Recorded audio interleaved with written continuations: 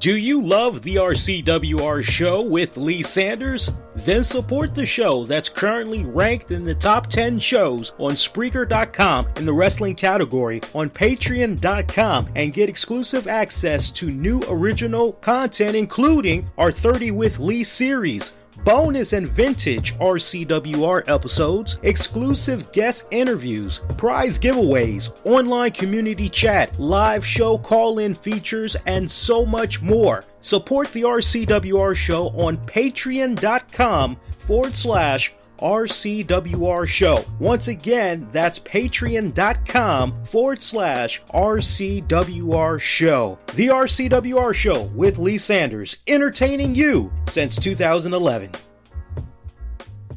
Starting up your own business can be very tough, but rewarding at the same time.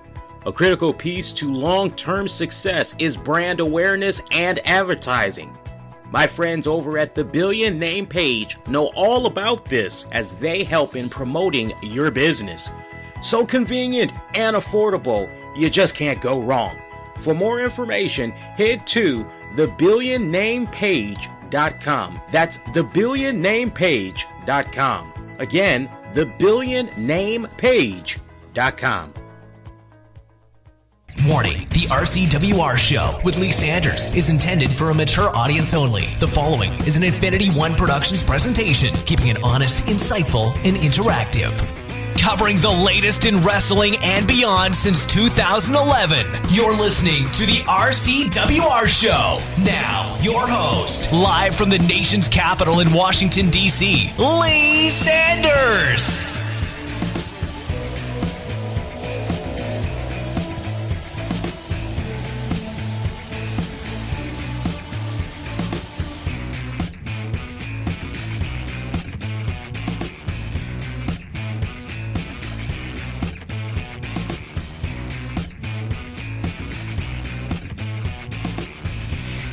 Yeah, what is going on? What a long night it has been.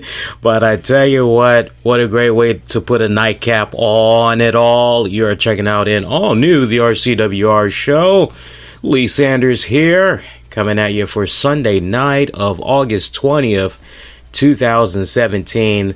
I gotta tell you, I never thought SummerSlam was gonna end. It just seemed like it was going on and on and on and on and on and on and on.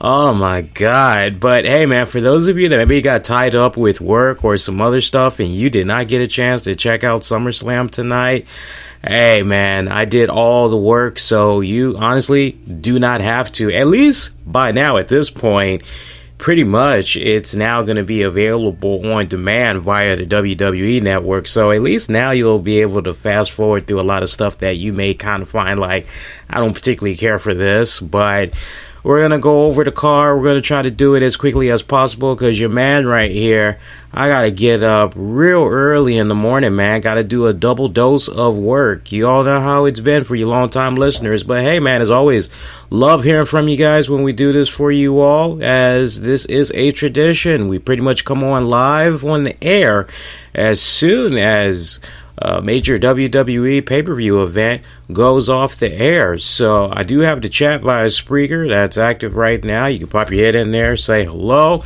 You can also get my attention via Twitter at the RCWR show. That's Twitter at the RCWR show. We have a poll that is up right now asking you all, what did you think of tonight's SummerSlam event and the way it is looking so far? And you got about 5 days left to cast your votes, by the way. Right now, we have about 22% of you all that are giving SummerSlam a thumbs down. 26% of you are staying in the middle. And so far, overwhelming majority of you all, 52% are giving it a thumbs up. Don't like the way those results are coming off so far? Well then, even more the reason why you need to let your voices be heard and cast your vote right now on that Twitter active poll. So get out there and do it already, man. Yeah, long card. Let's go ahead and dive into this. Now, for those of you that may be looking for me to talk about what all had went down with NXT TakeOver Brooklyn 3, that is actually a exclusive audio piece that is available right now for our Patreon members. Again, if you're looking for the talk of WWE NXT TakeOver Brooklyn 3, that is available right now on the patreon.com/RCWR show page. That is exclusive content. You can actually get in on the action for just $1. So for those of you that maybe want to check that out, $1, you can't beat that. Pretty much it's guaranteed. Whenever there's going to be a Call That Match edition, or whenever I decide I want to do an exclusive edition of the RCWR show or something related to NXT, for just $1, you'll always be able to get access to that type of unique content only for $1. So you guys cannot beat that. Try it out. It's going to be some really other cool, awesome stuff that's going to be rolling out for our Patreon members in the coming weeks. I'll be sharing that news with you all. But yeah, man, I tell you, long night. All right, let's jump into it, man. Blaze right on through this. So we had the SummerSlam kickoff show hosted by Renee Young. She was joined along by David Otunga, WWE Hall of Famers Lita and Jerry Lawler. We had Charlie Caruso, who's kicking back in the social media lounge as well, as she was gathering up questions for Seth Rollins and Dean Ambrose with the hashtag #AskDeanAndSeth. And pretty much, honestly, during that first hour of the pre-show, there was just basically a lot of recapping of the matches that basically was to come. However, towards the end of that first hour of the pre-show, and I didn't think it was going to happen during the first hour of the pre-show. I actually thought everything was going to go down match-wise during the second hour, but no, almost towards the tail end of the first hour of the pre-show, we actually had got our first pre-show matchup that consisted of the Hardys teaming up with Jason Jordan to take on The Miz, Curtis Axel, Bo Dallas. Now, sadly, I did not get a chance to see all of that matchup, so I'm actually going to be relying on you all throughout all forms of social media to let me and let everybody else know what you had thought about that matchup. In particular, what did you all think of Jason Jordan? How did he gel with the Hardys? All that good jazz. But at the end of that match, we saw Mr. Raj pick up the victory. Again, that is one match I did not get a chance to see, as I was under the impression I was going to be able to check that out during the second hour of the pre-show. Going into the second hour, pretty much a lot of recap from what they all had did during the first hour. Would be a couple of new elements, one being our next pre-show matchup. I did manage to watch this one in all of its entirety. Neville successfully defeating Akira Tozawa for the Cruiserweight Championship. Yeah, a little bit of a shocker right there, right? Yeah, final moments of that matchup. We had Tozawa. He had came in looking for a Shining Wizard, but that had only got him a close 2 count. There was a lot more back and forth happening between both men. Tozawa would end up dropping Neville with a big kick to the ear.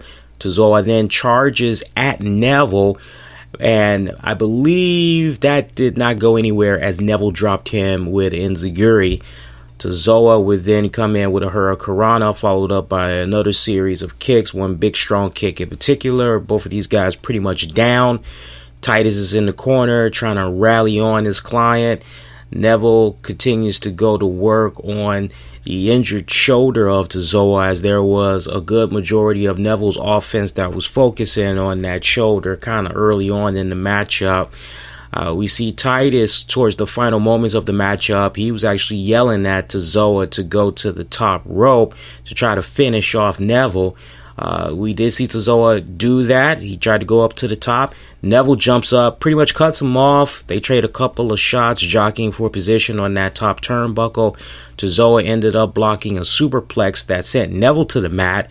Tozawa goes off the top turnbuckle looking for a big senton bomb, but Neville gets his knees up just in the nick of time. From there, we saw Neville go to the top rope, connected with the red arrow. And it was funny how the red arrow was applied, because Tozawa was just pretty much chilling on his stomach. And the way Neville had did the red arrow, it was basically like he landed. I BS you not. You got to go back and watch the match yourself.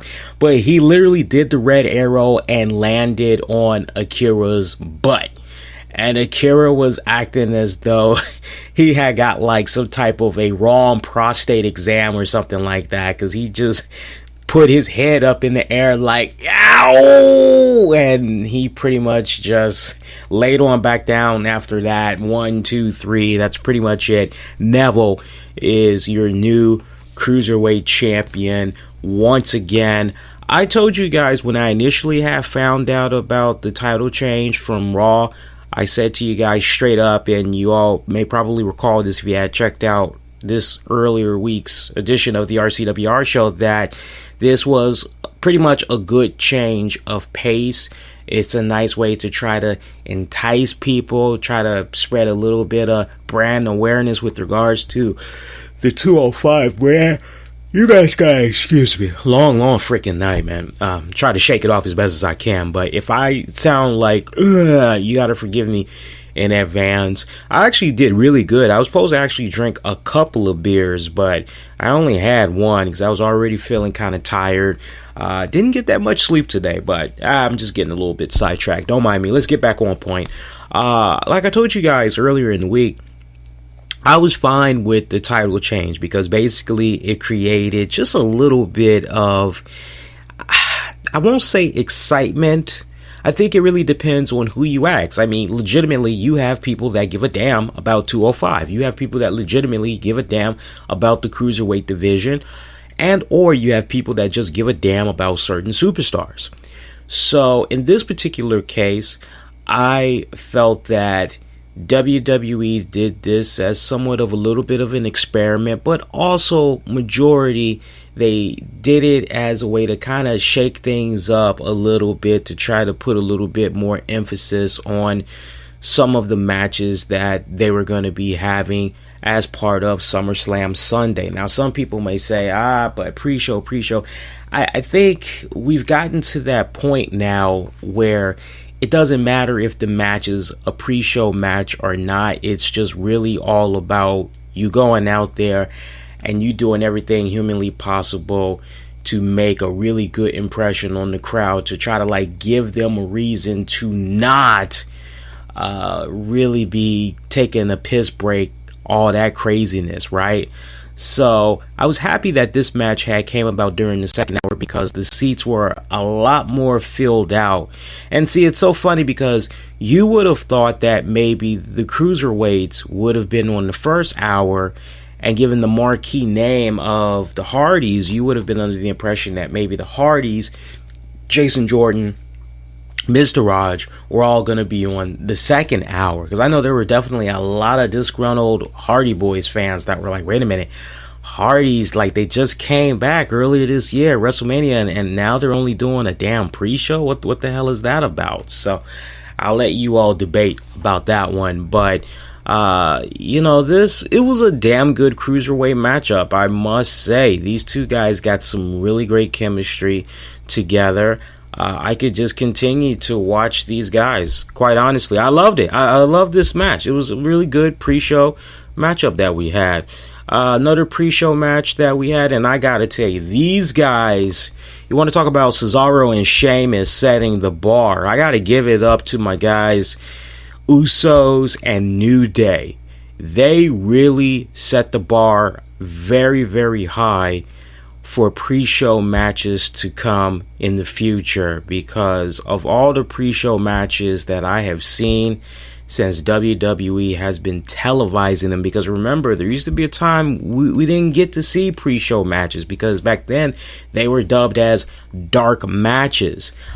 So now, at least for WWE, those days are gone. Now it's pretty much, if you got access to the WWE network or you're checking it out via YouTube or whatever, checking out the pre-show, you can pretty much see pre-show matches before. What was once dark show matches is now officially pre-show matches. If you can access it for free or whatever, you pretty much can check it out. And I have to tell you, of all the pre-show matches I have seen in recent years from the WWE, this pre-show match for the SmackDown Tag Titles ranks right up there. It is just under Neville taking on Austin Aries pre-show WrestleMania from this year. This match was like that. It was on freaking point. Really damn good tag match. I know there was a lot of people voicing their displeasure over the fact that New Day was going to be on the pre-show. A lot of people did not like that, and 9 times out of 10, a lot of the people that were probably complaining about this were probably people that have gone to WWE live events to particularly see the New Day, because everybody's got their favorites, and they're just buying up the New Day merchandise. But New Day, they said in a candid interview, and I know they did some stuff on WWE, the red carpet for SummerSlam over the weekend, leading up to the event. They pretty much said, hey, it doesn't matter whether we're on the pre-show or we're opening up the pay-per-view or we're in the middle. It doesn't matter. We're still going to go out there. We're going to tear the house up, and tear the house up they did. I love the Red Lantern attire that they had wore. DC Comics reference for you all that aren't sure what the heck is going on. Trust me, you want to brush up on that one, especially if you're a big Green Lantern fan. Closing moments of that matchup, we had saw Woods. He was waiting for Jey Uso to get up. Woods had managed to knock Jimmy off of the apron as he tried to approach him. Woods would then look for the honor roll, but Jey catches him on his shoulders. Woods would then end up countering by tagging in Big E. Woods would then connect with a big DDT to the floor on Jimmy. Big E scoops up Jey on his shoulders, and Woods goes to the top as they try to look for the midnight hour, but Jimmy breaks the pin up just in time. Woods knocks Jimmy out of the ring with his right hand. Jey launches Woods from out of the ring to the floor as Jimmy catches him into a quick Samoan drop that pretty much sent him down to the floor. Jimmy launches Kofi into the steel steps. Big E, meanwhile, he speared Jimmy from the apron. Big E rolls up Jey Uso back into the ring, scoops him up, looking for the big ending. No mas, as Big E misses it as there was a blind tag that went in. Jimmy basically did a blind tag, got himself in. Referee was able to see it. They double team Big E with a series of super kicks that I just thought for sure was going to be it for Big E. I mean, they were just kicking this guy left and right. They actually ended up going to the top turnbuckles, doing their double team splash on Big E, who at this point was in the middle of the ring. That pretty much was it after that. I thought maybe, just maybe, Xavier Woods was going to come in there for one last hoorah, but no, after that series of super kicks to the face and this body splashes from the top, that definitely was it. New tag team champions, the Usos. Damn good tag match. I got to give it up to both guys. They tore that house down. Great freaking pre-show. I'm really hoping that for pre-shows to come, I don't care if it's Raw, I don't care if it's SmackDown, that just because you are part of the pre-show doesn't mean you need to go out there and have yourself a half-ass match, right? Well, at least I'm getting a payday. All right, well, let's just... No. I mean, for me, New Day continued the bar that Neville and Austin Aries had set at WrestleMania. Let's hope that talent continues to make note, and when they see that they gotta do the pre-show, let's hope that they're able to continue with that same mentality that, hey, we need to go out there and we need to lay it all out there. So going into our actual pay-per-view card itself, it was John Cena taking on Baron Corbin.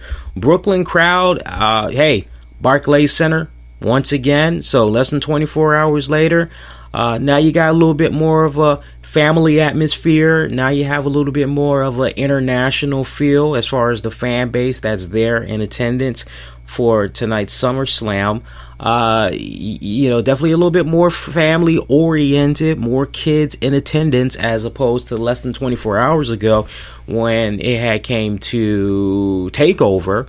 A lot of fans kicking it off, man. John Cena's entrance, John Cena sucks. Yeah, definitely euphoria right there. I was in cloud nine hearing that bad boy. Baron Corbin had came out next. Loving that new music, man. Loving that new music. Got the fire stuff going on in the background. Loving that. I'm loving that. Great matchup between these two guys. Baron Corbin was just really, really playing up to his character. But then again, that's not really his character based on a lot of what we've seen from Breaking Ground and all that. But I digress. He was doing a lot of interacting with the crowd, telling them to shut up, they suck. There's a lot of heckling going on from the fans to him, saying, "Where's your briefcase?" Cena playing in on that, asking him the same thing. So you kind of knew the story that was going into this matchup, which was what went down with the briefcase, and with John Cena kind of basically in his head playing mind games. How the hell could Corbin be able to focus in this matchup against Cena?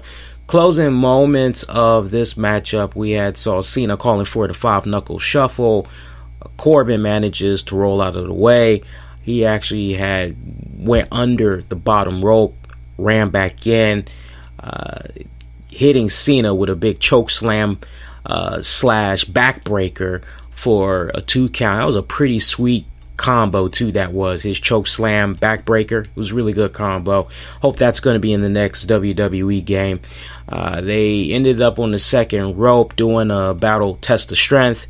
Cena headbutts Corbin to the mat. Then he connects with a tornado DDT. Cena then calls for the 5-knuckle shuffle again. This time he manages to connect. Corbin gets up. Cena scoops him up for the attitude adjustment, but Corbin manages to counter that into a deep 6. That only got him a near fall. Both men would continue to exchange blows in the closing moments of the matchup.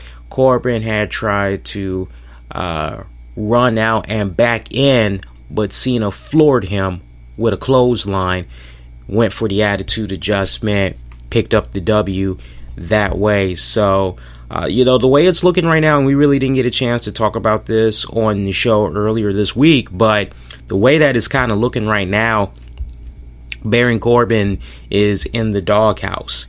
And I'm sure you all have heard about some of the reports that's out there. Like I said, I really didn't get a chance to comment about this news. I'll actually comment more about it this coming Tuesday on the RCWR show. But he's eating a big old slice of some humble pie right now. That's honestly what our boy is doing. And these are some growing pains right now, the way that it's looking, because I'm sure a lot of people, myself included, was really under the impression he was going into SummerSlam Sunday, cashing in that Money in the Bank briefcase. But boy, I tell you, the way it's kind of looking, he pissed off the wrong people. And I tell you, this is definitely a situation where you got to rely on the information that's coming from those that have built their reputation year upon year, years upon years, knowing the right people, able to obtain certain information on what's happening from certain wrestling organizations like WWE to be able to say Baron Corbin is in the shit house right now. Not good, man. I tell you what was really hilarious, though. There was one point during this matchup where Baron Corbin had decided he was going to take his shirt off because he was so frustrated. He felt that he had to take his shirt off and get right down to business. And when he took off his shirt, I bullshit you not. Now, maybe they'll edit it. I hope they don't. But when he took his shirt off, the fans were actually booing. That has to be like the first time in a long time I've ever heard a crowd boo to somebody that's taking their shirt off. It was like, no, please put it on. Because I'm sure you all have heard about the jokes that's been said about Baron Corbin. People have been making fun of his weight, all that other stuff, and a lot of the messed up things that he's been saying in retaliation of the fans that's been picking on him for his weight and all that.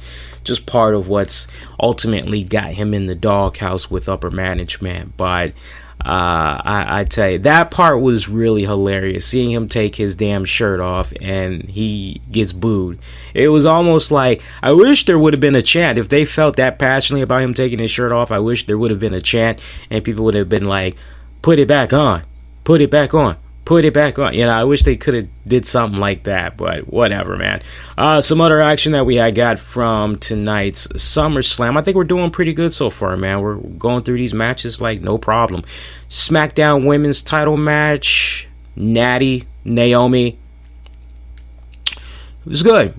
Good, decent matchup. Kind of had a little bit of a SmackDown feel to it. One thing that's been kind of irritating me as of late, when Naomi does that series of bicycle kicks or whatever, and the person's just standing there taking it, and then they're trying to do their thing with the arms, and they're trying their best to block it or whatever like that. What I don't understand is, if you're being kicked, I would like to imagine that, like, after the second time, maybe the third time you're being kicked like that, at that point you are like, I don't know, maybe like backing off, bouncing off of the ropes and then coming back with a clothesline. I would like to believe maybe you're going to do something like that, or you're just going to swipe away. Because you're just standing there taking those kicks, you can actually time it. So if I was WWE management, I definitely would try to tweak that a little bit, because to have somebody just stand there and take those series of bicycle kicks is stupid. Quite honestly, that's just as bad, if not worse, than when Dean Ambrose does that annoying ass. Now, he doesn't really do it as much, but because there used to be a time where he would just spam the hell out of that bad boy on a weekly basis. And now it's kind of digressed just a little bit, and I think mainly because now we're seeing people really start to counter the hell out of it, so it's kind of rare he's able to connect. But that silly ass clothesline that he does, the rebound clothesline in between the ropes, nah, man. What Naomi does with that freaking bicycle kick, the Mortal Kombat bicycle kick, that's got to be more lame than Dean Ambrose clothesline off the rebound ropes or whatever, right? So I digress, but our girl Natty is the new SmackDown Women's Champion. I thought for sure maybe there was going to be some type of a cash-in from what's her face, Ellsworth and Carmella. I thought for sure there was going to be some type of a cash in, but no, we just saw Carmella backstage with Ellsworth. They were looking on the little flat screen TV at this matchup, and it was so funny too, because a few minutes after they showed them, the Young Bucks had came in, and they put some tweet out, and they basically were like, yeah, here's what they're really watching backstage. It's kind of cool. And basically on the image, it was replaced with the Young Bucks sitting in a diner with Cody Rhodes, and I think the ROH Championship belt was right there or whatever. It was a hilarious joint. The way they had hooked it up, it was freaking hilarious. But Natty is the new SmackDown Women's Champion. She walked away from this. Damn impressive on her part. Natty pretty much, I won't say she carried Naomi during this matchup, because Naomi, she did her best, but I think the way that they were telling this story was basically, hey man, you look at the pedigree, you look at the bloodline that is in Natty. Wrestling is in her blood, it's in her family, and she has been at this for a good amount of years now, so she has that experience. And this was probably, if you really want to break it down, for real. And yeah, we get it. We know wrestling is predetermined and all that other stuff, right? We get all that. But when you just look at it from a storyline continuity standpoint, especially with certain characters, you're kind of saying to yourself on paper, well, this is truly the biggest test of Naomi's tenure as a women's champion. And if you're really gonna go and take it a step further, nah, man, there's just no way she's gonna be able to retain over Naomi. That's just it's not feasible. So I actually was fine with the way this match had ended. If anything, I wish the match would have went a few more minutes, because it kind of seemed like it reached just out of nowhere. It wasn't a climactic finish. It wasn't an epic finish the way that it pretty much had ended. Pretty much Naomi tapped out to the sharpshooter.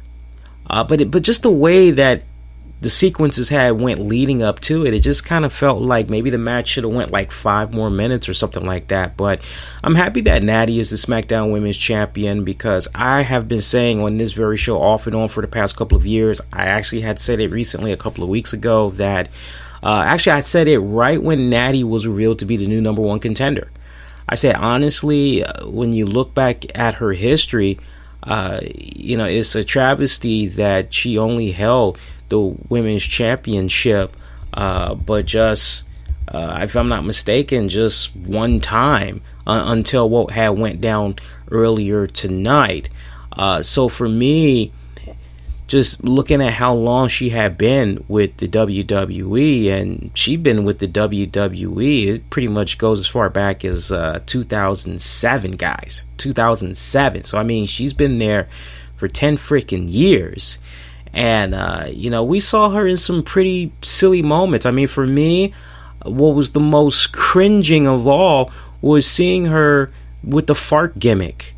I didn't think it was funny. I didn't think it was entertaining whatsoever. I thought it was the most stupid, degrading thing that they could do for her at that point in her career. And she, bless her heart, because she took what they were giving her like a pro, and she went out there, she made it work. And then when she had the awful pairing there with Great Khali, that was another thing that I didn't particularly care for. I didn't mind her teaming up with Beth Phoenix. I thought they had a really good thing that was going on. I also didn't mind it when she had been kind of like a valet kind of manager, if you will, for who was it? TJ Perkins and who was the other guy? It was TJ Perkins and wasn't it Cesaro? It was Tyson Kidd. Yeah, it was Tyson Kidd and Cesaro, if I'm not mistaken.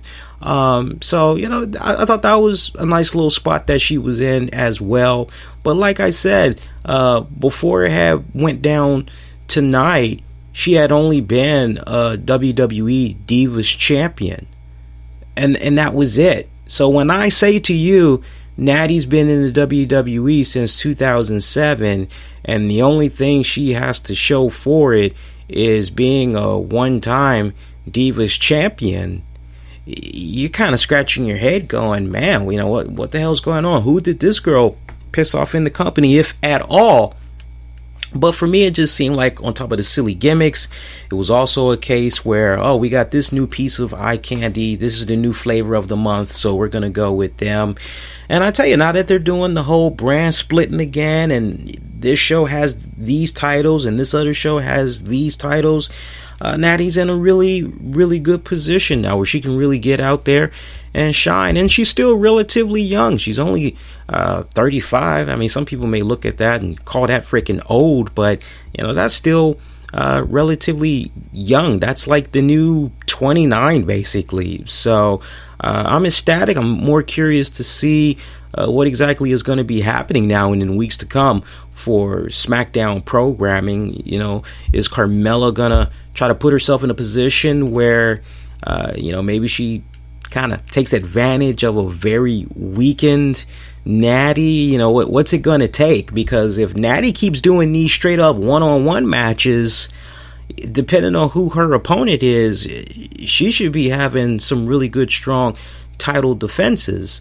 Unless you do some type of a situation where it's a triple threat and up, at this point, that's like the only way I can see a Carmella taking advantage of a situation and possibly becoming new champion that way. Or if maybe Carmella attacks Natty backstage with the briefcase or whatever like that, Natty's got to go out for a match later that night, she barely gets through it, Carmella cashes in that way.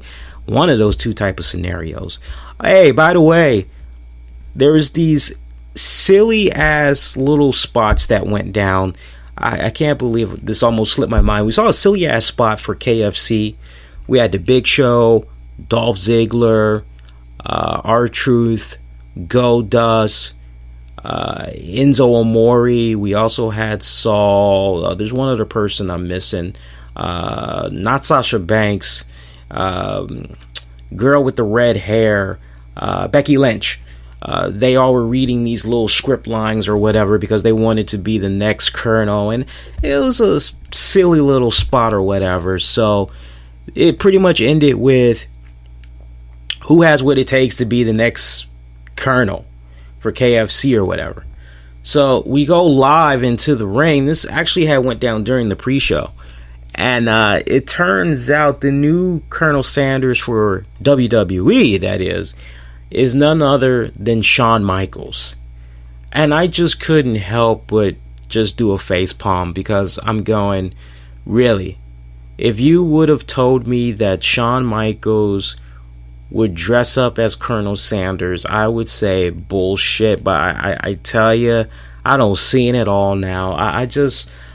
Shawn, I hope the money is on point, brother. I'm assuming that when probably Hunter, hey, want to make some extra money? I'm quite sure that they had to put a couple of extra zeros to get Shawn to come out there and do that shit, man. But hey, I ain't hating the brother. I'm not hating the brother's game. Long as those zeros add up at the end of the day, that's all that really freaking matters, man. But I thought that was just some really tacky, shameless plug-in. Now, there was a really cool spot for that video game that WWE keeps promoting. I'm not talking about the 2K18 video game. I'm talking about that one game where it looks like it's some type of racing car or whatever, and up, down with Xavier Woods. They actually did like a little tournament or whatever, and we saw the winners. It ended up being Neville, Sasha Banks, as in the finals it was them taking on Charlotte and AJ Styles. I liked how their little ad/collaboration went more so than KFC. KFC, it just came off like a really desperate freaking cry for shameless plugging. And on a funnier note, it was really hilarious seeing Enzo Amore in a position where he couldn't even get offense in a goddamn KFC commercial. I just thought that was fucking hilarious. Want to remind you guys, you're checking out an all-new RCWR show coming at y'all for August 20th, 2017, as we're talking WWE Summerslam Fallout. It's our Summerslam after show. If you're enjoying this episode so far, do me a huge favor. Make sure you click on that heart button. Might be a little like sign next to it. Share it.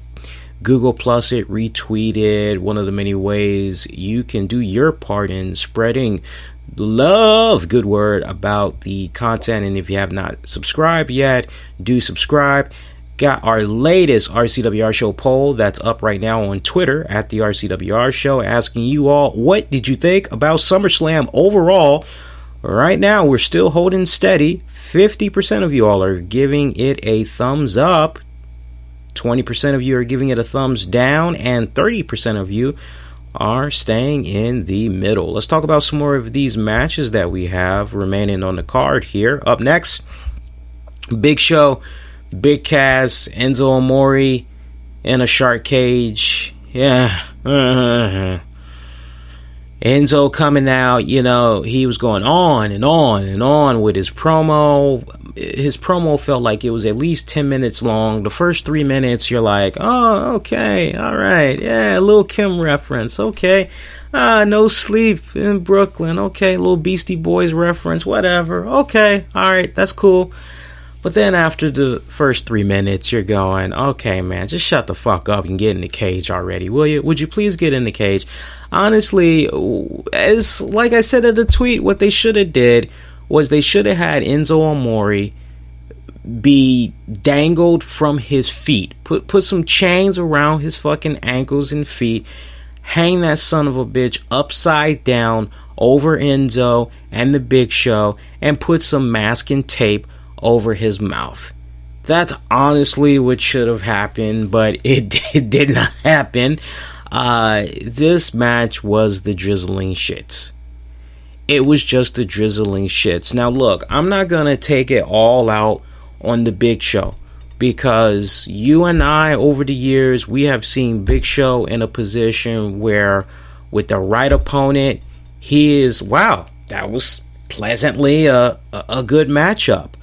But for me, seeing him take on Cass tonight, I honestly just felt like there was no chemistry there between these two men. And I'm not really sure if it was a situation where maybe Big Show was going out there. And I know Big Show did the Stone Cold podcast a while back, and everybody has seen Big Show in a different light, and they don't look at him as so much of a bad guy. But let's not forget, JTG knows a thing or two about heat, and he knows a thing or two about the Big Show. So JTG ain't really got nothing to lose. He damn sure doesn't have anything to gain from honestly just telling the absolute truth, right? Without risking getting a lawsuit handed to him, right? So for me, honestly, the vibe I was getting from Big Show was, okay, I got to do this match. I really don't want to do it. It's whatever. It just depends. Like, you all know what I'm talking about. Like, some nights you see a Big Show match and you're like, wow, Big Show is really going all balls out. And then you see matches where, Big Show is just there tonight. He's just there. He's just being there. That's all. And tonight felt like one of those nights where, oh, okay, I have to be here. Yeah, it's a good payday, but I don't want to be working with this person. That's just honestly how it came off, and it showed. The match was the drizzling shits. Quite honestly, I hope this is the last time that we see Big Show and Big Cass in a match together. I don't want to see this again, because there's nothing there. Nothing. We saw Big Cass pick up the victory for that one. Pretty much he connected with a big boot on Big Show. Also hit the Empire Elbow. He picked up the 1-2-3 that way. Enzo would end up coming out of the cage, believe it or not. The bars, they were apparently wide enough for him to slide on out after he greased himself on down with some lubricant or whatever the hell that was, and he stripped on down. It's like, okay, genius, you're now out of the cage. Now what are you going to do? And he got a boot to the face for his efforts that just pretty much laid his ass out. So, next matchup, it was Randy Orton taking Rusev. This match was over before you could even have the thought of going downstairs to make yourself something to eat. I bullshit you not. The match was over like that fast. I got this match clocking in, like minus the entrances and all that. I've got this match over in like 45 seconds, and it looks like the official tally right now for the match here. I'm looking at the official time for this matchup. It is 10 seconds. So pretty much Randy Orton comes out, does his theme, got his entrance, going up to the top turnbuckle, comes on down, boom. Rusev attacks him, and he's just continuing to attack him. Referee steps in there, gets in between the two, rings the bell. Rusev thinks, I got this. Wham! RKO from out of nowhere. Match is over. Randy Orton wins. Way to just take a nice, big, massive shit on Rusev. I just... makes me want... is this guy still being punished for whatever plans management might have had for him over on the Raw side of things, and because he's doing his thing with Lana and all that? Like, well, what's going on here? Like, you know, what is the long-term goal for Rusev? Because this did not feel like that WrestleMania where Daniel Bryan lost in 17 seconds to Sheamus or whatever. This did not have one of those type of vibes. Seriously, it didn't. I would have settled for seeing Elias Sampson again. And I gotta give mad shout out to Elias Sampson. He popped up during the pre-show, and I tell you, his spot was fucking hilarious. You gotta go out of your way. If there was one thing I could point out, aside from the great tag team matchup for the SmackDown tag titles, I would definitely encourage you guys to go out of your way and look up the pre-show segment that had involved Elias Sampson. He did not one but two songs on the Brooklyn crowd, and that shit was hilarious, especially when he got into the second song and he pretty much said to Brooklyn, how come you guys don't have any balls? And they ate that up. They were like, oh, okay, you got us there, okay, that's cool. It was the only time we had saw Elias Sampson. Honestly, for me, I would have settled for Elias Sampson filling this spot between Randy Orton and Rusev if all they were going to do was be out there for 10 fucking seconds. How would you like to be in a position where you're out there for about 10 seconds and you get a payday of, I don't know, $3,000? Both you and your opponent, y'all get $3,000. How would you like to be in that position? That'd be pretty freaking badass, right? Yeah, it'd be badass. So, next matchup we go. Raw Women's Title match. Sasha Banks taking on Alexa Bliss. Okay matchup. Not the best I've seen from both women. Quite honestly. Felt very odd, I must say. Odd from the standpoint, like the Big Show, Big Cass, didn't really seem like the chemistry was clicking like that with these girls as well. Some people would say this was a short match, but it was almost 15 minutes long. It was a good average match. I will definitely put it that way. Closing moments of it, we had saw Sasha Banks. She was making a little bit of a hot comeback, connected with a drop kick. Did some good strong kicks. Actually had tried to attempt a cover on Bliss, but Bliss had kicked out. We had saw Bliss. She did a lot of trash talking to Banks. Dropped her with a kick. Banks ends up sending the back of Bliss's head into the turnbuckles. From there, Sasha has started unloading in the corner, connected with double knees. Tried to go in for a cover, only a 2 count. Banks blocked a DDT from Bliss, and she connected with a backstabber. After that, Banks applied the Banks statement, but Bliss gets to the bottom rope and goes to the floor for a quick breather. Bliss pulls the apron cover, causing Sasha to fall out to the floor and onto her shoulder. And Bliss was pretty much able to keep control of the match from that point going forward, as Sasha would end up taking another bump to that injured shoulder. Bliss would return to the ring as the referee was counting. Sasha managed to get back into the ring in time before the count of 10. Bliss then tries to go for Twisted Bliss, but Banks kicks out of it. Bliss then throws a temper tantrum as Banks would engage Bliss in a series of strikes. Banks counters one move, drops Bliss into a Banks statement. Can't get it all hooked in. They tangled up, and Sasha manages to apply the Banks statement. Bliss would tap out. New Raw Women's Champion Sasha Banks. I gotta say, this was a serious curveball for me, because of the standpoint, right before this match, we see this promo with Alexa Bliss in her Harley Quinn inspired getup, and you got like all these clones of Alexa Bliss, and they're doing these little cheerleader things, like a cheerleader rally cry or whatever, basically saying no mercy, and they're pretty much hyping up the next Raw pay-per-view event.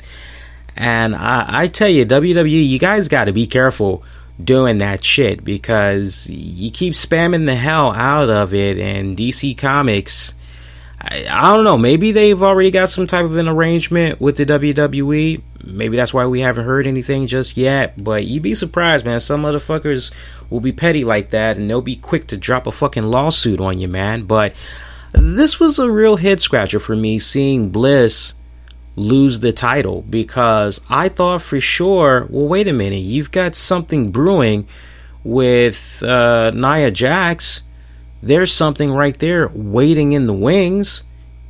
Okay, so now that you've gone in this direction with Sasha Banks, like, and I gotta tell you, there was a lot of people that were like on social media, hey, I like Sasha Banks, she's cool, don't get me wrong, but right now I gotta go where the momentum is. I gotta go where the flow is right now. And right now, all of that is with Alexa Bliss. This girl's on point. Like, what the hell?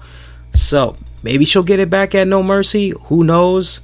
But yeah, it was just kind of like, huh? Really? We're going in that direction? Even though we got all this unfinished business with Bliss and Nia Jax, this is the direction we're going to go. I'm just happy we didn't see a scenario come about where Sasha Banks was crying once again after winning the title. Not being sexist or an asshole in any type of way, but it's like the first time you see it, it's like, okay, all right, take it in. Yeah, take it in. The second time, yeah, they went to you again. That's right, you were not a one-hit wonder. Good for you. Man, once you start going 3 and up, it's kind of like, all right now, come on, stop with all that crying shit. Next matchup, everybody's like, oh, the Demon's returning. Everybody that was telling me about this match, oh, I'm so glad the Demon's returning. It's like, yeah, the Demon's returning, but long-term wise, what does this mean for Finn Balor, the guy behind the makeup? Of course, I'm talking about Finn Balor taking on Bray Wyatt. A lot of Bray Wyatt fans upset once again because Bray Wyatt cuts his promos, picks his next victim. We're going to feud, loses his match, and that's pretty much it. Rinse, repeat. Cuts a good promo, engages in a rivalry, loses, match, repeat. Rinse, repeat. That's pretty much the whole spiel that goes about with Bray Wyatt. It's exactly what Jim Ross was talking about at DC Improv. This is a guy that WWE, they just don't quite have it together when it comes to the proper execution of Bray Wyatt. And it's just gotten to that point, and I agree with what JR had said, which is maybe the route you actually need to go is turning Bray Wyatt into a babyface, because it just seems like he has a lot of great potential in being a babyface. The crowd's right there. The WWE management and writers, they got to figure out what exactly they want to do with this guy, quite honestly. I don't want to keep going over that over and over and over again, because it's like a horse that's just being broken to death. And let me tell you something, that's great that Finn Balor had the whole makeup thing and all that, but can we just really be totally honest? Let's be candid for a second here. This is a match that basically was pretty much thrown together in about 2 weeks, and I had been saying for months the direction that they could have gone with this, and I was a firm believer, simple, good, strong, original blueprint. You could have done this for several weeks. Bray Wyatt could have been in a situation where he could have said to Finn Balor, I've been watching you for a while now. I'm very well of your dark, sick, twisted soul. I'm aware of the demon of which you possess inside of you. And if you would join forces with me, if you would allow me to tap into that demon, to control that demon, give you the proper guidance that you need, we could be a force to reckon with in the WWE. We could wreak havoc on everybody. The entire world would be ours. The entire world would be in the palm of our hands. And you could have had Finn Balor basically say the demon belongs to no one. The demon has no master. It is not yours to obtain. It is not for you to obtain. He could have said some shit like that, and fucking Wyatt could have just continued to be obsessed with trying to conquer the power, the control of the Demon King, doing all kinds of crazy fucked up shit. No different than fucking Undertaker in the urn. Whoever has control of the fucking urn. You could have went in that fucking direction. You could have went in the direction that I mentioned off and on for like at least the past year and a half. Finn Balor, Sleepwalker. You could have went in that direction, but the way that this was just all whipped together, just rushed. I was like, and the match itself, was good. It was a good match. I just didn't appreciate seeing Bray Wyatt lose once again. But then I'm also looking at a guy like Finn Balor, who I have a lot of respect for, going, okay, that's great. We got the demon for this night. Fans are in euphoria. Okay, yeah. Nobody's seen the demon in a year. That's fantastic. Well, what are you going to do Monday night on? What are you going to do? What's the game plan? What's the long-term plan? Unless you're going to do some type of a situation where Finn Balor doesn't acknowledge the demon, right? You do dual split personalities or whatever. Unless you kind of go in that well, shit. Now you can't go in that direction because he pretty much was like, oh well, I'm gonna bust this out, So it's just a head scratching moment right there when it's all said and done. We got new Raw Tag Team Champions in Dean Ambrose and Seth Rollins as they defeated Sheamus and Cesaro. I kind of had to take a step back and really think about this because I thought for sure the momentum was more so on the side of Sheamus and Cesaro, but considering how quickly the Hardy Boys fizzled out, also considering how much of a staggering pace Dean Ambrose has been on right now, Seth Rollins has been suffering just a little bit as well, even despite the fact that he landed the cover of WWE 2K18. Both men have been kind of just been floating around there, not really having anything to do. I welcome this. This makes it more interesting now on the Raw side of things when it comes to the tag division. So I'm actually okay with them becoming the new tag champions. These guys had a pretty damn good matchup too, by the way. Pretty damn good matchup. I like these guys. Not much more I want to say about that matchup, quite honestly. I'm more intrigued now that they're the tag champions, that the tag division as a whole for Raw now has kind of like a nice new shot of adrenaline, if you will. I do want to talk about the next matchup, though, which was the United States champion Kevin Owens, AJ Styles, special guest referee Shane McMahon. How much of an impact, if any at all, would Shane McMahon have in this bout? We saw a few times where it looked as though Kevin Owens had the match. He was going to become the new United States champion. But Shane McMahon, whether he got unintentionally bumped or he got attacked, being in the wrong place at the wrong time, we just saw silly little situations like that made Shane McMahon, when it's all said and done, delay in counting the 1, 2, 3. And as a result of that, Kevin Owens is pissed, saying, what the hell, man? You're just trying to do me in like the other fucking referees did. What the hell is your problem? Do your job. You could smell this a mile away, quite honestly. But it was really all about the story that these two men were going to tell in the ring. leaving you all like, wow, that was a really good matchup. And it actually was a really good matchup between these two guys for the United States title. Let's pick it up towards the middle/end of the match. One point we saw Shane McMahon. He comes back into the ring, and AJ's arguing with him. AJ actually had put his hands on Shane O'Mac, but gets shoved back. AJ would then charge at Owens, but Owens sent him face first into the turnbuckle. AJ comes from out of the corner, connects with a forearm. Owens launches AJ into the corner with a suplex. They end up on top again, pretty much trading shots back and forth. Owens drives AJ into the mat with a suplex, but AJ still manages to kick out. They get up trading shots in the middle of the ring. AJ would end up missing his trademark Pele kick as Owens connected with a super kick. AJ then manages to stop a pop-up power bomb.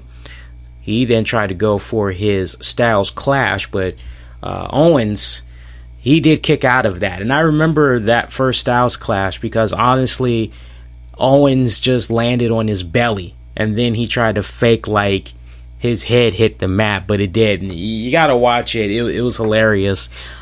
From there, Owens ends up getting a close pin on AJ as AJ got his foot on the bottom rope.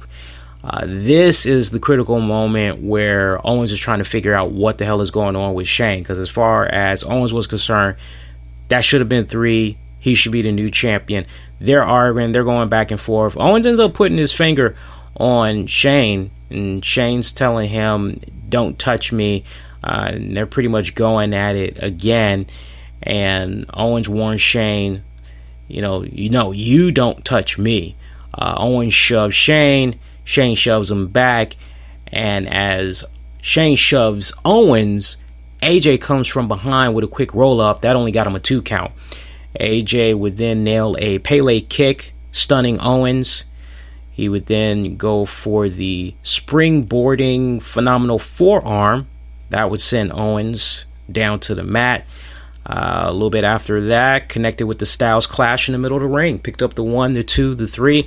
So without a shadow of doubt, you're pretty much going to be going into your next episode of SmackDown. And 8 out of 10, Owens is going to be a little bit of a rebel. Going to be crying foul. Going to probably try to get in the face of Shane McMahon. I can see some type of a scenario playing out where basically what went down with AJ and Shane O'Mac, now it's Kevin Owens' turn. I can see a scenario coming out where Owens beats the crap out of Shane and maybe Shane disappears for a couple of weeks and all that. Makes a little bit of sense. So we'll see how that pretty much plays about. Can I imagine Bray gaining control of the Demon and introducing Sister Abigail? You know what? I could have imagined something like that. I honestly could have imagined something like that. But guess what? WWE Creative, they're not going to go that route. You, me, everybody else, we could sit here and we could come up with all kinds of legit ideas that... It's kind of like what Jim Ross had said at Improv, and I keep referencing it. Like I said, you guys got to read the editorial that I had put up there on the website when I had saw him do his one-man show. I still got to sit down with Tammy, and we got to do the thing for the Patreon members. But, like, I walked away feeling really enlightened by a lot of what JR was saying, because JR was basically saying, like, at the end of the day, you could come up with all types of good booking ideas all you want, but at the end of the day, you gotta make sure you understand things from the business perspective. And I agreed with him. I see where he's coming from with regards to that. To the point, bringing it back full circle, we could come up with all kinds of ideas for Bray. But it don't mean anything if the powers that be don't truly feel that this guy, from a business standpoint, is very marketable to the point they can make serious money off of him. That's the point where we're at right now, dealing with Bray Wyatt. I just want to touch that. I mean, I'm so exhausted thinking about, and I'm exhausted in frustration over the shit that has been coming about with Bray Wyatt over the years, that it's just not even funny. I'm not even going to waste my energy, because that's not fair to you, the longtime listeners. You, the longtime listeners, know by heart how I feel about Bray Wyatt. You know by heart how I feel about Finn Balor, how the Demon should have been approached. I'm not going to continue to beat that horse to death. We can all be in agreement they fucked up. And anybody that's like, well, I'm a new listener, I don't, best advice I can give you, go on the Epic Sports channel. You can check out some of the clips of my show and other good shows that's on there, and you'll definitely be able to come across what I'm saying that way. All right, so let's keep it moving along, because 7 a.m. is right around the corner, and this guy with two thumbs has to go to work. 2 jobs. WWE title match, Shinsuke Nakamura, Jinder Mahal. Good matchup. It was nice seeing violinist Lee England Jr. once again performing Shinsuke Nakamura's theme this go round. I guess WWE maybe listened to me and some other shows and said, hey, look, you got this great violinist, respected, renowned violinist. Why not let him actually play the theme? Don't just let him come out, do like 30 seconds, and then fake like he's playing the actual entrance theme when we can tell it's from the freaking CD, right? It's the CD that's playing. Let him do the actual theme. And I liked it. They let Lee England Jr. play the full theme. He was out there for at least about 4 minutes, and then heading to the back as they made like a nice smooth transition into playing the CD out, cranking up the violins on the CD track itself. So great entrance right there. Jinder Mahal didn't have a unique entrance whatsoever. He just came out as usual. Great matchup that these two guys had, man. I loved it. These guys, I tell you, Jinder Mahal, follow up on what my boy JTG had said. Great look. I don't care what anybody says about his look. I'm giving it to him. He's got a great look. I look at a body like that. First thing that I'm saying to myself, people can say roids. They can say all that other stupid shit they want. Until it's proven to me otherwise. I'm not being naive. I'm not being silly. I'm not being dumb. All I'm saying is, show me legitimate 100% proof that the guy is on something, and I will be on this very show, and I will be like, hey, that's wrong. You shouldn't be doing that to your body. I'll go there. I will go there. But until then, I'm taking what he's saying. And like I said on this show many times, when have we heard of a situation where Jinder has been late doing a radio show? When has Jinder been late coming onto a podcast? When has Jinder been late making a TV appearance? When has Jinder done a no-call, no-show at an event for WWE? When, if ever, did we hear about Jinder violating WWE's wellness policy? We've never heard any of those things. So I'm willing to always give that person the benefit of doubt, because to reach a conclusion, an uneducated conclusion, without actually having facts, right?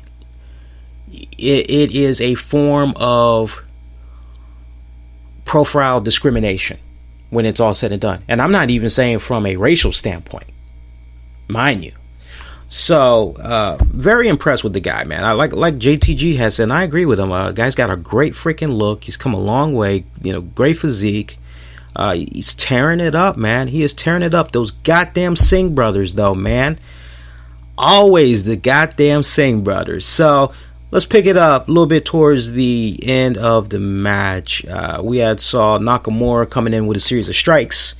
Nakamura just unloading with the kicks as well, while Jinder's on his knees. A little bit more back and forth action going on. Jinder ended up blocking a exploder suplex. Nakamura catches Jinder with a armbar. Jinder manages to get his foot onto the bottom rope, for the break. They pretty much had locked it up again, going back and forth. Nakamura had planted Jinder on his face. Jinder ends up rolling Nakamura for a 2 count. Jinder comes back and connects with a hit to the knee. That only got him a near fall. Jinder was then looking for the Kalias, but that got blocked. Nakamura decks him, but Jinder is still up.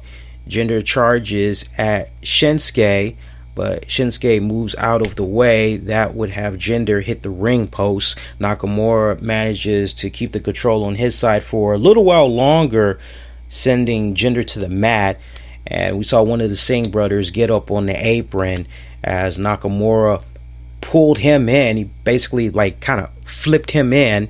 Another Singh brother got up on the apron. He gets hit by stiff arm / elbow by Nakamura, and he focuses on the brothers that pretty much had allowed Jinder to come from behind, hit the Kalias for the win. And it was funny kind of hearing one of the commentators say, he won clean here in the middle of the ring. It's like, nah, he didn't win clean in the middle of the ring. There was interference. Like, come on now, let's be honest. And that's what continues to happen with this reign of freaking Jinder Mahal. But I will tell you this, I'm seeing it and I'm liking it like Elias Sampson. Each week that progresses, Jinder Mahal continues to evolve. He continues to evolve all around as a better performer. He looks like a champion. He feels like a champion. His pedigree, the way he's going out there, everything. He's getting that charisma, and I tell you, when an opportunity like that comes and you got to step into that role, you got to seize it. You got to, that's the stuff that the dreams are made of. It's moments like that you got to fucking live for. So to see him really taking it in, and I'll say this, kudos to the team on SmackDown, who I'm sure right along with Vince McMahon watching Jinder Mahal very closely. Jinder already revealed in recent interviews that Jinder and Triple H, they're the ones that's pretty much guiding him every step of the way on how he needs to be conducting himself and the advice that he's getting, but just everything. It's a team effort when you really stop and think about it. I mean, at the end of the day, he's kind of like the quarterback. He's getting the plays from all of these guys that are his coaches / coordinators, and he's going out there and he's executing it to the best of his ability. And yeah, was it kind of like a head scratching moment at first? Yeah, but I tell you, man, the guy is slowly but surely, and I tell you, every single week that goes by, I have more and more coworkers from both of my jobs. I have more and more people that I follow on social media who I may interact with privately or whatever say, Lee, I couldn't get into Jinder at first, but dude, I'm finally coming around. No better case than that when I was at Improv and I was talking to just shitloads of wrestling fans, and my area where I was at in particular, there was like 1, 2, 3, 4, 5, 6, 7, 8 to 9 guys, different races, different ages. And when the topic of Jinder Mahal came up, it was damn near unanimous that, hey, the guy's coming along, he's fucking badass. So that says a lot. That says a fucking lot. What is next for Jinder Mahal, though?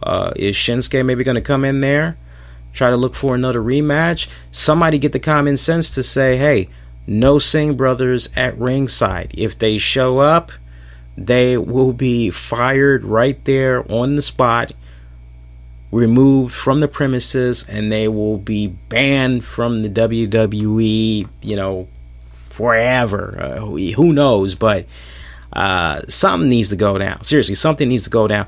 At one point, I was actually maybe looking for a little bit of Baron Corbin to get in on this, just because he kind of has a little bit of unfinished business with Shinsuke Nakamura to a certain extent, but that didn't play out that way. So, it was what it was. Fatal 4-way match, WWE Universal Championship. Samoa Joe, Roman Reigns, Braun Strowman, Brock Lesnar. You could not book this match any better. A lot of people thought that maybe Undertaker was going to get involved because they heard Taker was going to be there. No Taker. This pretty much was about the 4 men. And honestly, I loved the story that was being told with Braun Strowman. I tell you what, the WWE Universe tonight, they got what they wanted. Not so much Braun Strowman as the WWE Champion, although I know a lot of people would have preferred to see something like that come about. I'm actually thinking about things from just a business standpoint. Too soon. He's ready, but not just yet. Now, you know why you gotta put your whole load out there like that? You can dance around. You can tease it a little while longer. Why rush it? No reason to rush it. But what a strong, dominating performance by Braun Strowman. Really shined. I love how he just manhandled the hell out of my man Brock Lesnar, sending him through not one, not even 2. Well, if you want to be technical, he did put him through 2 announce tables. The third announcer's table, that actually got picked up, and it basically got thrown above Brock Lesnar's body. Yeah. So not 1, not 2, but 3 tables. Badass sweet fucking spot right there, man. I mean, Lesnar was getting no love. And then you had that insane spot where Braun Strowman had Brock Lesnar over his shoulders, I think, or was it the other way around where Roman did a spear? Yeah, I think it was the other way around, and Roman Reigns did a spear to Lesnar that sent Lesnar through the fucking wall barrier. I mean, Brock Lesnar was your beat up ragdoll in this bout. And it was so bad, we actually saw a part where fucking EMTs came out, and we're thinking, oh, well, that's pretty much it for Brock Lesnar. Well, nobody made him submit. Nobody pinned him. So he's like, once again, the uncrowned champion. What the hell? Okay. So there was a good majority of this match that had to do with Samoa Joe, Roman Reigns, and Braun Strowman. Let's pick it up towards the end of the matchup here. So we saw Braun at one point. He had scooped up some steel steps, and he just kept ramming it into Samoa Joe's face and then Roman Reigns. And then he actually tosses those steps in the ring. I mean, he tossed it like it was fucking easy, right? Like he was just throwing a freaking, I don't know, a bottle of soda or something in the ring. That's how he made those steps look. So we actually saw Braun roll Reigns into the ring. Reigns ended up coming back on the offense, decked him. Fans, as always, you kind of expect it. They always are booing the hell out of Roman. We saw Reigns. He grabs the steel steps. He hits Braun with them. Reigns then comes in with the steel steps again on Braun Strowman to the head. There was actually a third shot of which the steps had knocked Braun out of the ring. Joe comes from behind and rolls Reigns up for a close 2 count. Joe would then go for an inverted atomic drop followed by a senton. That only got him a near fall. Reigns end up blocking the Uranagi and hits a Samoan drop for a 2 count on Samoa Joe. Joe blocked the Superman punch. He then tried to go for the Kokita clutch. At this point, we saw Big Braun come in there. Ended up choke slamming Reigns for a 2 count. From there, we had see that Braun's head was actually busted open from the left side. And at this point, Lesnar is actually marching back down to the ring. So on the one hand, you had the fans saying, nah, hey, goodbye.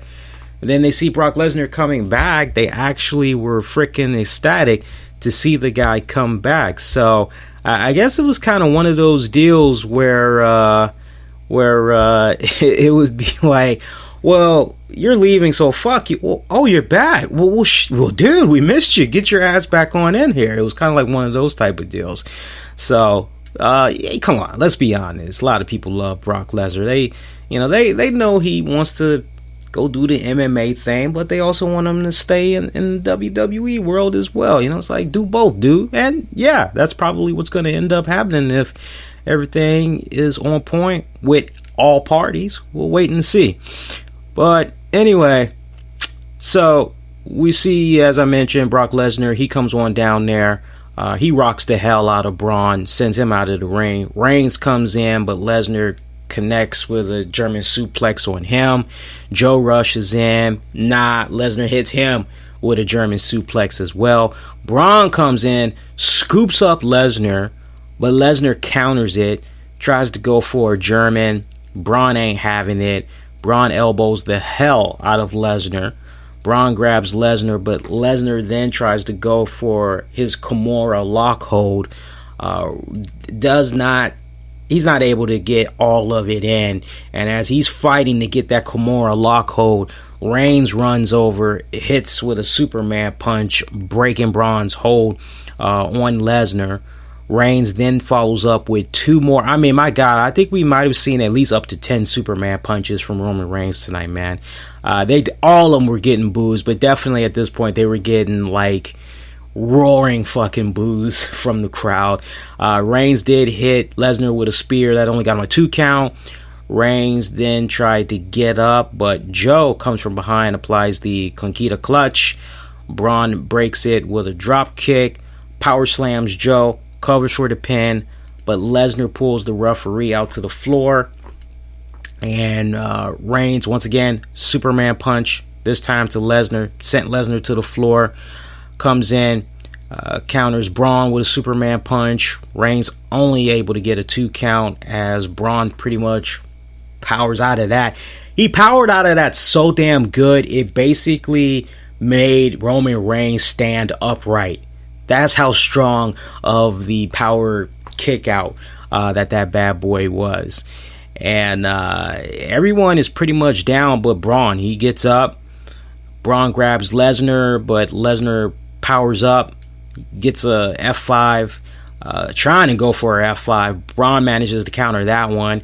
Reigns spears Lesnar and Braun at the same time as Braun is looking to power slam Lesnar. A little bit later on, we saw Lesnar scoop up Reigns for the F5, but Joe makes the save. Joe sends Reigns to the floor, once again looking for that Conquista clutch on Lesnar in the middle of the ring. Lesnar breaks the hold, hits the F5 on Joe, near fall. Reigns comes in, makes the save as a result. So that's how you had your near fall right there. Closing moments, Reigns waits for Lesnar to get up, nails with a Superman punch. Lesnar is still on his feet. Reigns hits with another Superman punch. This time Lesnar goes down just a little bit. He's staggering, but Roman had to come in with a third Superman punch that would finally down Lesnar.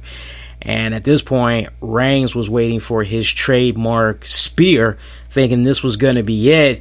And as he charged at Lesnar, Lesnar catches him midair, nails him for a F5, successfully retains his WWE Championship that way.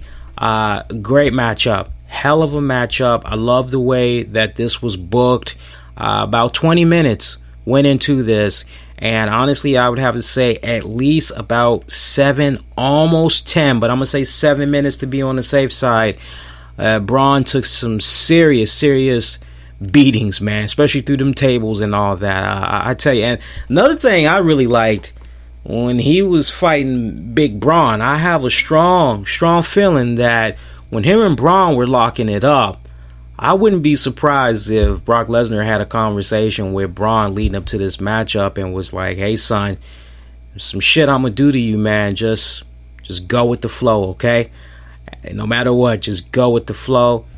You can rough me up. It's all good. I don't care. Let's go out there. Let's have some fucking fun."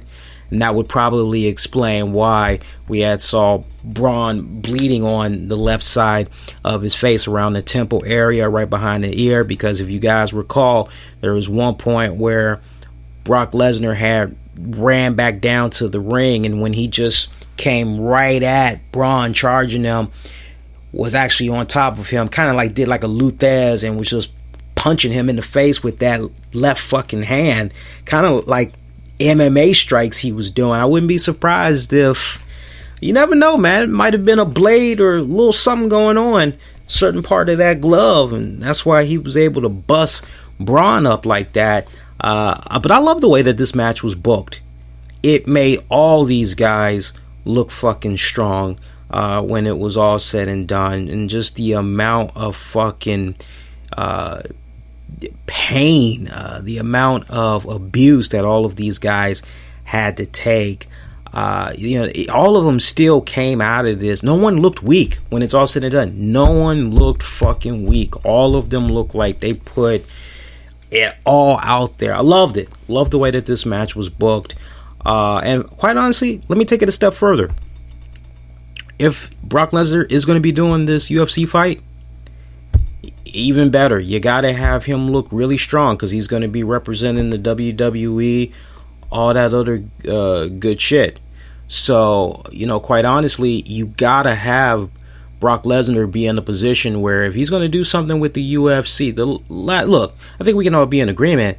The only way it would have made sense to take the title off of Brock Lesnar would have been if UFC and WWE could have came to some type of terms where they could have, had John Jones there in attendance, and then, okay, you do something like that. But, come on, 9 times out of 10, at least not right now, not going to happen.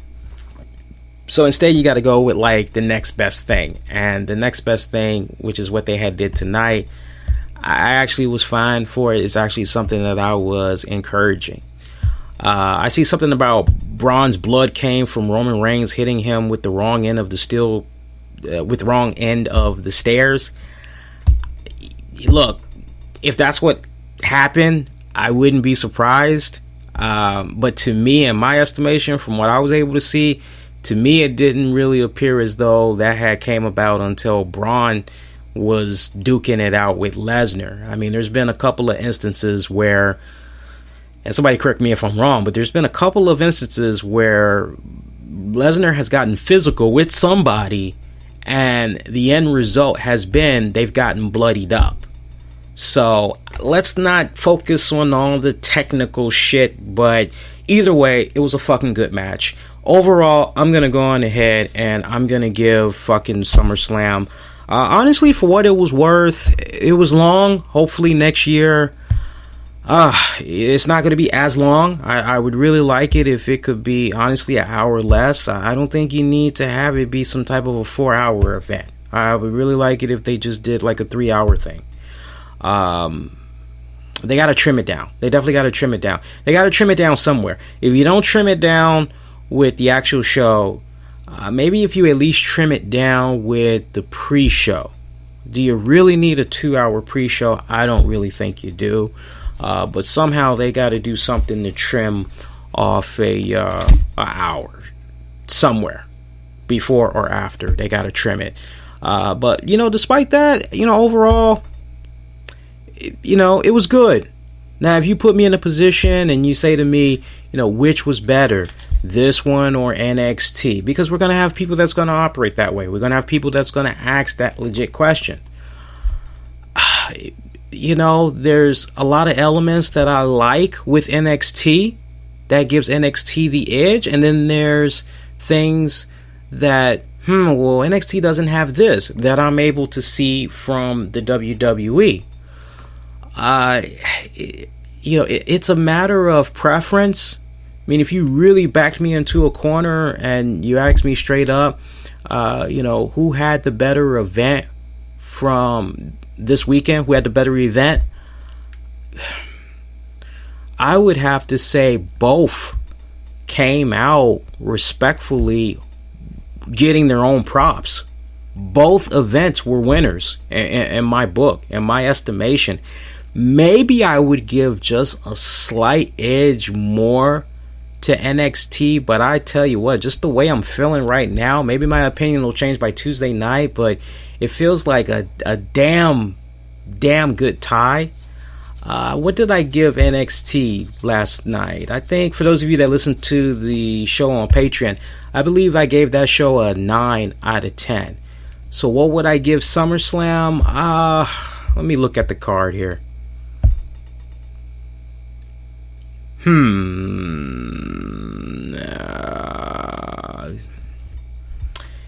I would give it SummerSlam, that is. I would give SummerSlam an 8 out of 10.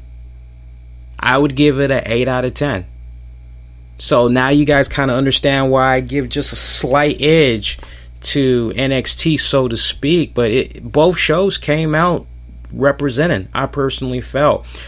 Cast your vote, by the way. So as it stands right now, you got about 5 days left to cast your vote. Looking at the final tally, at least for right now, I'll reveal the final results towards the end of the week. Asking you all, what did you think about this year's SummerSlam overall? Still holding steady. 50% of you felt that it was a great show. 20% of you are giving it a thumbs down, and 30% of you are staying in the middle. If there are some questions you want me to get into on Tuesday, it could be related to NXT, it could be related to SummerSlam, or just a question in general, you can forward it. If you're listening to this episode, you can post in the comment section, or you can get at me on Twitter, Facebook, at the RCWR Show. Your next edition is going to be coming at you all Tuesday night after SmackDown goes off the air. That's Tuesday night of August 22nd, 10 p.m. Eastern. I will be here. We came back officially last Tuesday. I will be back with you all once again this coming Tuesday night. So make sure you check it out. And if you cannot check it out live, you can scoop it up on downloads and on demand on great listening platforms. Remember, if you enjoyed the show, spread the word. And don't be a cheap ass. Check out my Patreon page at patreon.com/RCWR Show. A lot more exclusive content is being released as we speak. For those of you that, Lee, are you going to do an NXT takeover? There was a takeover aftermath show that was done, and it is available only right now to our Patreon members. You want to hear that episode? All you got to do is cough up $1. That's pretty sweet. $1 is all you got to do, and that not only gets you access to that episode, that also gets you access to any episodes of the RCWR Show I decide is only going to be for Patreon members only, and whenever I do some more original cool stuff. I think it only pertains right now, the way I got it set up, it only pertains to I'm trying to think offhand because I had set it up earlier.